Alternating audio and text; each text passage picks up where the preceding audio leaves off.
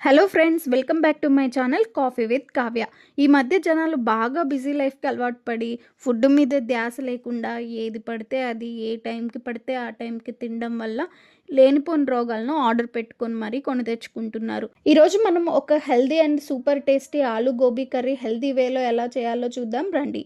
First 2 ఆలు తీసుకొని నీట్గా స్కిన్ తీసేసి మంచిగా వాష్ చేసుకొని ఇలా పెద్ద ముక్కలుగా కట్ చేసి బాయిల్ చేసుకోవడం కోసం ఒక గిన్నెలో వాటర్ తీసుకొని అందులో వేయండి.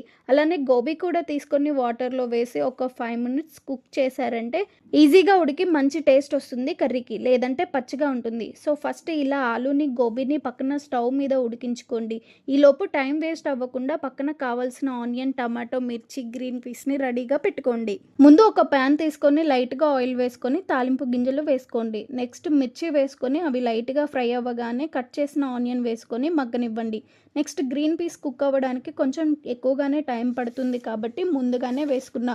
ఒకవేళ మీరు ఫ్రోజన్ పీస్ వాడితే లాస్ట్లో వేసుకోవచ్చు. నెక్స్ట్ కొంచెం పసుపు వేసుకొని మంచిగా కలుపుకుంటూ ఉండాలి. అవి మగ్గాక టమాటా వేసుకొని కాస్త సాల్ట్ వేసుకుంటే ముక్క మంచిగా కుక్ అవుతుంది. ఇలా వేసుకొని మూత పెట్టి కాసేపు ఉడకనివ్వండి. ఈలోపు పక్కనే బాయిల్ చేసిన ఆలు గోబీని తీసుకొని నేను ఆలు పెద్దగా కట్ చేశాను కాబట్టి మళ్ళీ కొంచెం చిన్నగా కట్ చేసుకుంటున్నా. ఈలోపు టమాటా మగ్గింది. నెక్స్ట్ ఆలు గోబీ కూడా ఒకేసారి వేసుకోవాలి. కొంచెం సేపు అవి అలా ఆయిల్లో కుక్ అయ్యాక లైట్గా కారం, సాల్ట్ మీ టేస్ట్కి తగ్గట్టు వేసుకోండి. అలానే లాస్ట్కి ఓన్లీ ధనియాల పౌడర్ వేసుకున్నాను. మేము చాలా తక్కువ కారం, మసాలా తీసుకుంటాను. ఎందుకంటే అప్పుడే కర్రీ ఎక్కువగా తినగలం. మెయిన్గా అందరికీ ఉన్న ప్రాబ్లం ఓవర్ వెయిట్. అది తగ్గాలంటే నువ్వు ఎంత ఎక్సర్సైజ్ చేసినా నువ్వు ఫుడ్ హ్యాబిట్స్ మార్చుకోకపోతే ఇంచు కూడా తగ్గవు. నీ హెల్త్ కూడా ఇంప్రూవ్ అవ్వదు. కాబట్టి ఏం తింటున్నాం, దాన్ని హెల్తీగా టేస్టీగా ఎలా చేసుకోవాలి దాని మీద కాన్సన్ట్రేట్ చేయండి.